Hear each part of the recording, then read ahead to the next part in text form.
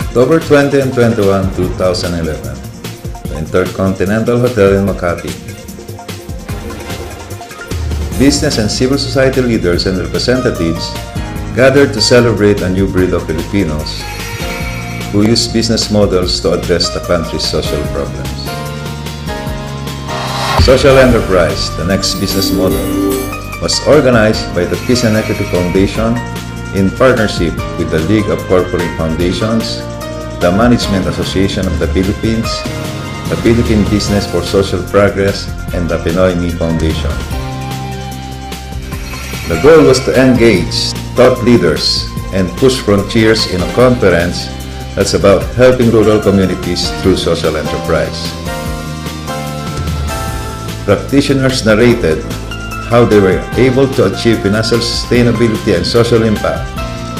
Case studies were tackled and a generous amount of time was spent in the exchange of ideas, experiences, and recommendations. The groundbreaking conference was regarded as the first to propagate successful business models of social enterprises, all of them designed to help rural households out of poverty.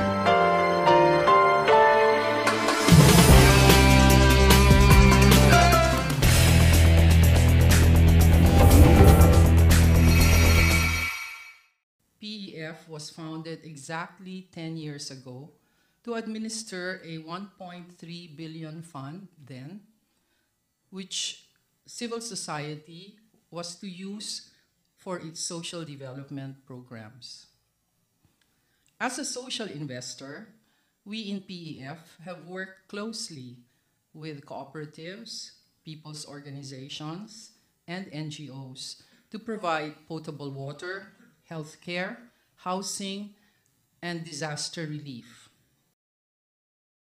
We have assisted numerous organizations based in communities in their livelihood and microfinance activities to help small entrepreneurs.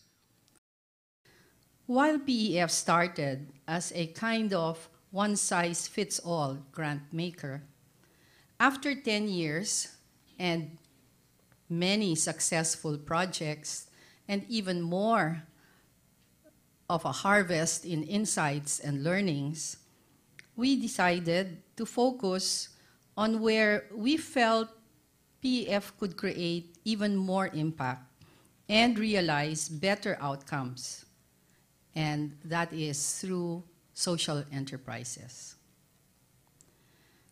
PEF and the 4 co-organizers of this conference are committed to building a new breed of entrepreneurs and social organizations, such as the examples we will be talking about and sharing in the next 2 days, which represent perhaps a different kind of model, a different kind of business model to solve our most nagging economic and social problems. Social entrepreneurship as a business model, we find, is more democratic and participatory, involving stakeholders, especially at the grassroots. There is a wide base that participates in the enterprise and an even wider base that benefits from that same social enterprise. In a sense, social entrepreneurship can combine the inclusiveness and social advocacy of civil society with the profitability, efficiency, and competitiveness of business. In the Philippines, where underdevelopment is exacerbated by gross socioeconomic inequalities, social entrepreneurship seems to us a viable model to address the country's most serious problem, which brings us all together in this room, that is widespread poverty.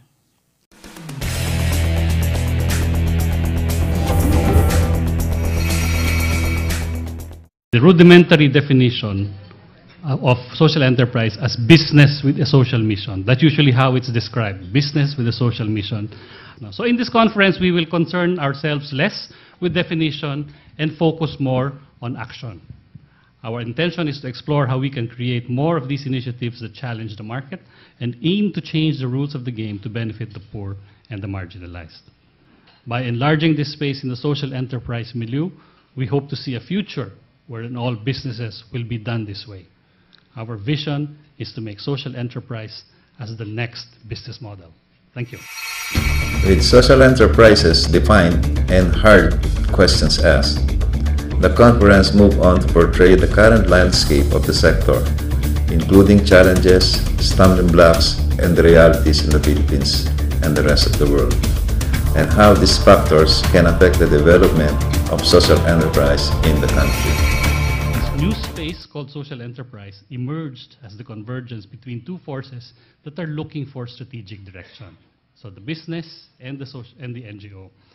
Business is becoming more socially responsible, partly because of social pressure, partly out of a need to become more efficient in an increasingly competitive global economic environment, and partly to develop a sustainable market for their continued existence. Thus, from pure philanthropy, that's where it started, not business philanthropy, it became corporate social responsibility. Now it's becoming more a new concept called shared values. NGOs, on the other hand, have learned to become entrepreneurial, realizing that as a result of the declining grant funds, they need to generate revenues to fund their social mission. What is phenomenal in this development is that the two formerly opposing forces are now finding common ground. While this does not imply that we have achieved nirvana, no. What is significant in the prospect is the prospect of harnessing the strength of these two forces. This is the new sphere in which so much innovation is taking place. At the same time, we also see that the problem is massive.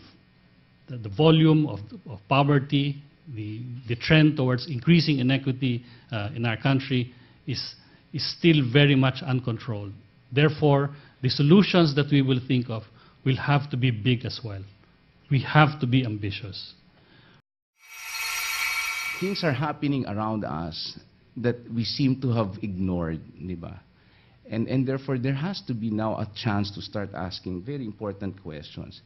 And from that initial overarching question, I guess when you look at the scope of social enterprise, therefore there seems to be like a calling, di ba? There seems to be a voice telling us you have to change, you have to transform. But the whole transformation process, I think many of us here are asking the same questions, asking similar questions. Questions like, do we sacrifice sustainability and profitability when we do things like this? How do we manage cost in this kind of an environment? How do we handle product development at this age of cyberspace and the increasing influence of social media networks on the lives of our markets?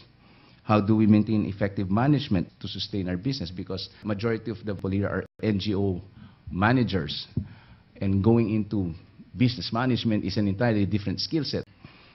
In the area of financing, what will be the right financing mix? What are the necessary financing mechanisms for capital infusion? What will be the phase of equity investment, especially when investors have similar advocacy as that of the social entrepreneur? But we want investments that will affect communities. Now, it's not anymore just the return on my financial investment, but also the return of the social return on my investment, as well as the environmental return on my investment.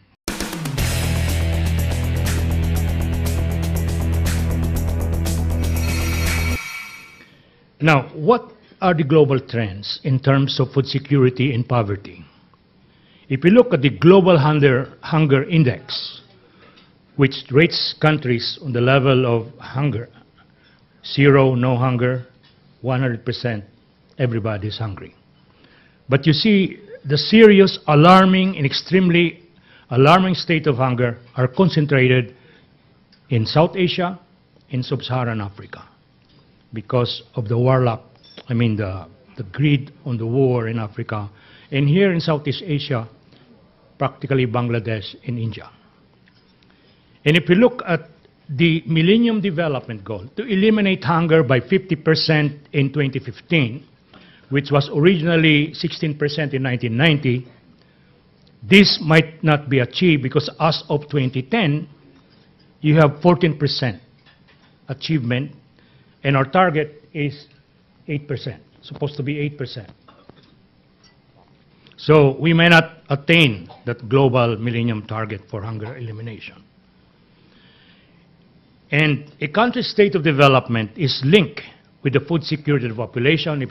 The challenge ahead to ensure food security and eliminate poverty and attain sustainable development is by no means a work in Rizal Park. There is a need, therefore, to form strategic alliances because attaining the goals of poverty alleviation and sustainable development is central to a country's citizenry. From this, I have 4 recommendations. The first is that social enterprises should advocate for the acceleration of public and private investments to improve smallholder productivity. The second recommendation is to establish within the Social Enterprise Consortium a need to establish a policy research arm that will be responsible in monitoring your social enterprises program, from input monitoring to impact assessment component of that system. Number 3 is the enhancement of technical assistance to social enterprises in cluster supply value chain management. We still recognize the importance of this, and therefore, as a business tool, but understanding the segments and opportunities across segments is very important. I think it's a notable cause for you to continue your mentoring, continue your capacity building activities. My last, and to me the most important recommendation of all, is for all of us to advocate for a sustainable social enterprise development program as a mainstream anti-poverty program through the PPP.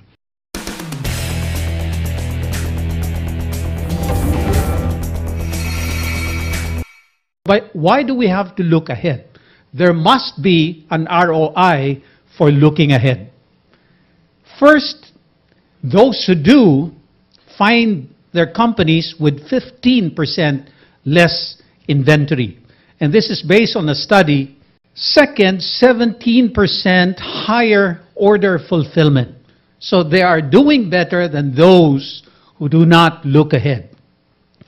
35% shorter cash-to-cash cycle times. And at the same time, 1/10 as many stockouts. That's the ROI. Look at this one.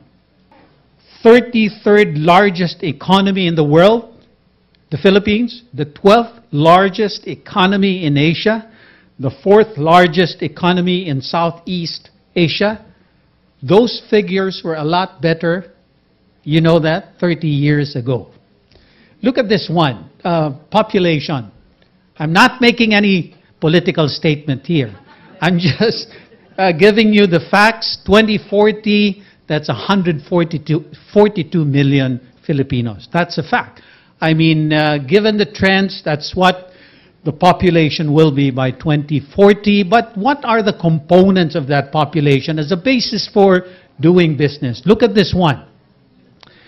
Urban population is going to grow, meaning even if you have 142 million, a lot of them will be in the urban areas. By 2020, in the Philippines, that would be about 80 million Filipinos, 80 million consumers.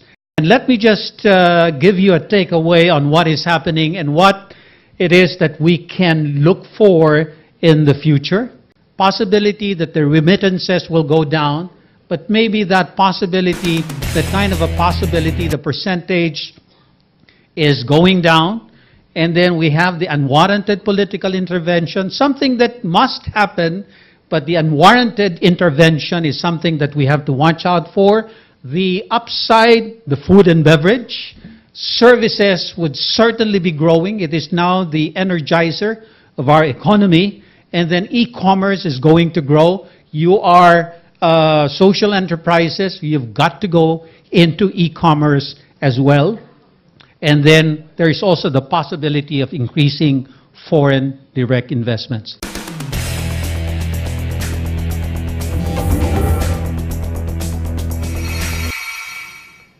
And this is why, at the end of the day, for all of the information that you've given, my biggest concern is China. My biggest concern is the biggest consumer so far in this part of the world and increasingly in the world. That's 1 billion increasingly affluent Chinese. Why is that important? My concern is China. Because as China progresses, as its population becomes wealthier, they shift from bicycles to cars. And as they shift from bicycles to cars, they use more oil. Then they want to live in condos and not shanties. If you look at the current 5-year plan of China, they plan, and they probably will achieve this. Whether it's corn or rice, greater demand will push prices up, and you have 1 billion people with increasing amounts of money wanting to eat the same rice that you're trying to provide at a low cost. Those prices will go up. If your farming communities are in a position, if you've organized them so well in time for that rise in prices, they will benefit from it because that increase in price is their revenue. If you fail to organize them and the prices go up and their productivity is low, they will be poorer than when you first found them because you will have lent the money to try and grow themselves out of poverty, so they will be poor and in debt and hungry. This is the challenge we're faced with. One of the characteristics of social enterprise, as defined by PAF, is that it should be development-focused. Above all, social enterprise should empower community members to allow them to uplift their lives. Given the right training and nurturing, these poor communities can be instrumental in the success of social enterprise, which is primarily designed to alleviate poverty. It must be clear that the object of social enterprise is the poor and the marginalized. If the business only helps them marginally, it is just a regular business and does not have a social purpose. The business must employ a large number of poor at an exploitative or even market rates, cannot qualify as a social enterprise.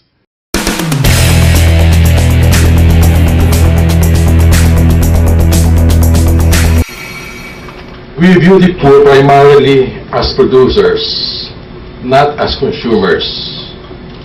Raising the income of the poor as producers is the best way to alleviate poverty.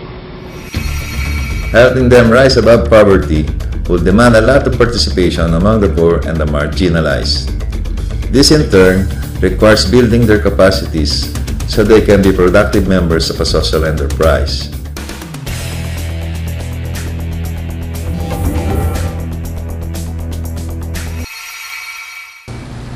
We do not only want to produce graduates who will become hardworking and efficient employees, but we also want our graduates who have a thorough understanding of management principles and all knowledge and skills needed to become a successful entrepreneur imbibed with social responsibility.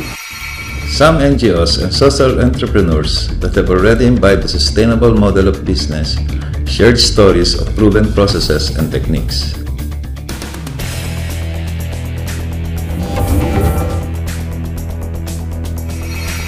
Going into business was not the foremost intention of the sisters. Their only desire was to develop the value and the dignity of work so that they could be self-sufficient and self-reliant. Yung sariling pawis, sariling sikap, hindi nagpapalimos. We wanted to instill this in the students, in the girls. Now you have to work to feed yourselves.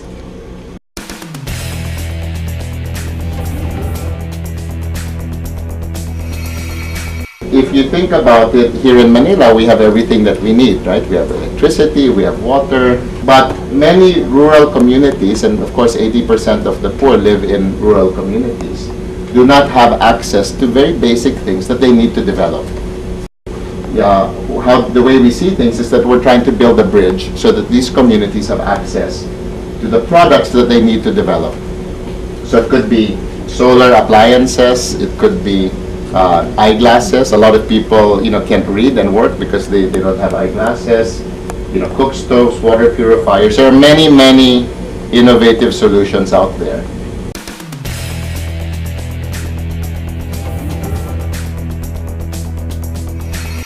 We met a lot of small farmers group, and that was the time we realized their concerns and problems. Farmers are forced to sell their product at a loss. They have no choice. Based on that, we have to find a practical, viable solution. Since 60% of the cost of production in conventional farming are inputs, if you're buying it, producing your own inputs is the most logical, practical, and viable solution, such as organic fertilizer, natural pest control, organic seeds, but most of all, most important of all, initiate a buyback program for all their products at an assured fair price.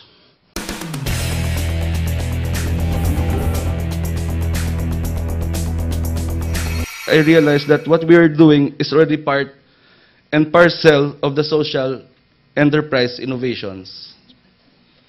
We don't interpret profit only in terms of money, but on social and environmental benefit. We also measure how many jobs we provided, how many small farmers benefited from our system, how many families have indirectly benefited by our efforts, how many consumers had access to healthy and safe foods, how many tons of chemicals and toxic substances have we saved from being dumped into the environment because of our commitment to organic agriculture. The second characteristic of social enterprise is that it should be business-oriented. To be sustainable, the enterprise has to be profitable while being managed alongside proven business models.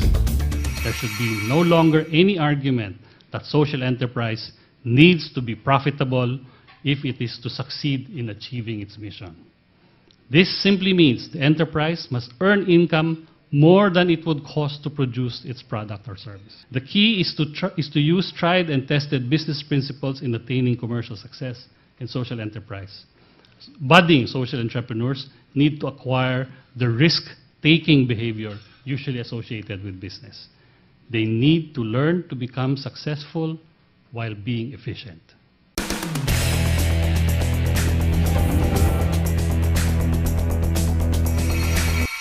What we've heard so far is that when we move to social enterprises as NGOs, we now begin to face the problems of real business.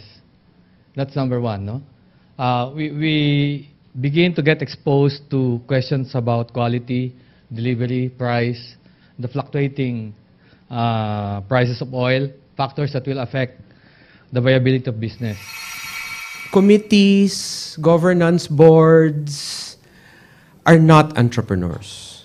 The worst thing you can do is to start a social enterprise run by a committee. Businesses need to move very quickly, and committees take too long to make decisions. That's why the customer is king. Right? So, is sustainability unlimited funding? Is sustainability even revenue? No. Sustainability is repeat business. As mainstream business, social enterprises will have a better chance of thriving if provided with appropriate support systems or infrastructure. This may include what's called a social enterprise ecosystem, financing institutions, learning and capacity development, policy and legal frameworks.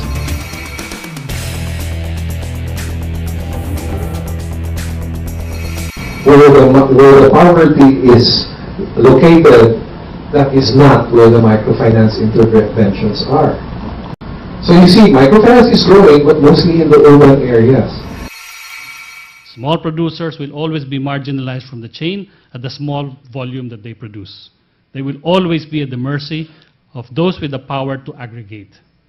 Thus, the challenge in value chain development is in helping the poor to aggregate their product, consolidate their product, so that they can sell them as close as possible to the end consumer and capture the value of the processes in between.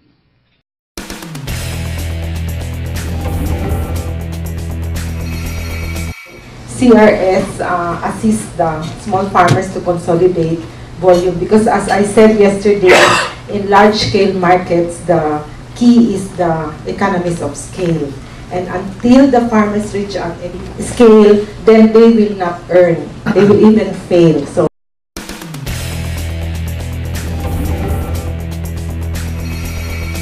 In many industries right now, where do you think is the most and strongest powerful enabler to succeed in business? It's basically supply chain. Supply chain are for micro enterprises. And if you want to become sustainable, there has to be some level of serious attention in your supply management. Because this is the thing that's going to hold the breath of your business or your enterprise.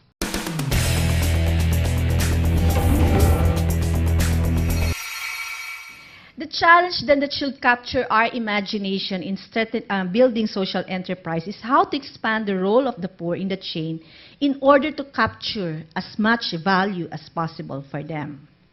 In the future, there could only be one way of doing business or describing social enterprise development. The lines between business and NGO, as Dan initially described it, will be blurred.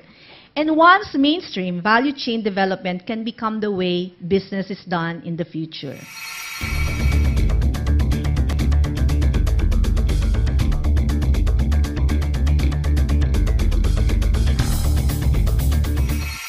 In the era of globalization, market is king.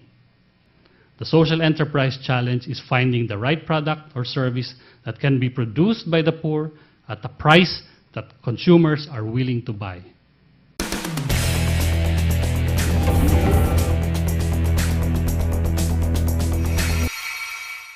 So, market wants original products. They don't, well, the specialty market anyway, they don't want anything that you can find everywhere.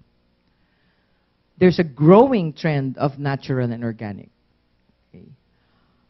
And they want fair trade and socially responsible products, or products that are made by people who are, in the cultural communities, and environment-friendly products.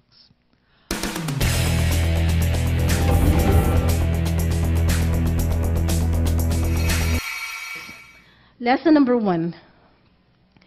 We social enterprises have an advantage. Our stories can sell to people's hearts. And that's what happened to us. Our products were crude. They weren't pretty. They weren't world-class, but we sold. Because the customers saw that hungry child of Negros, the malnourished child of Pregros in every product. And when he bought the product, he knew he was helping a malnourished child. It wasn't the product itself.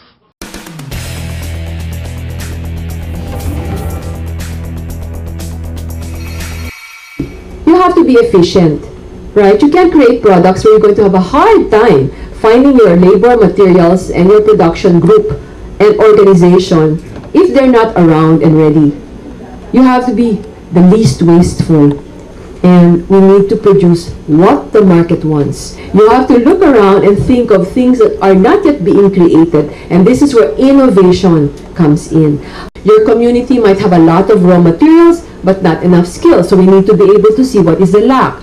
There are all these designers and other technical people who can help. One good product is better than 10 that are mediocre. That's what I've always believed in, no? Just one good product. Focus there. One material. The two-day conference covered a lot of ground, and like any productive endeavor, came up with several recommendations and prioritized courses of action. It was suggested that an SE ecosystem be developed to allow everyone involved to scale, a vital function in the survival and success of social enterprise. One of the components of the ecosystem is building the capacity of social entrepreneurs and NGOs to tackle the real world of business. This includes the participation of the academe and business executives who will be encouraged to share their expertise with entrepreneurs. Businesses will be harnessed in the supply chain and shared value to the fullest. But it has to make a business sense. Viability remains the key.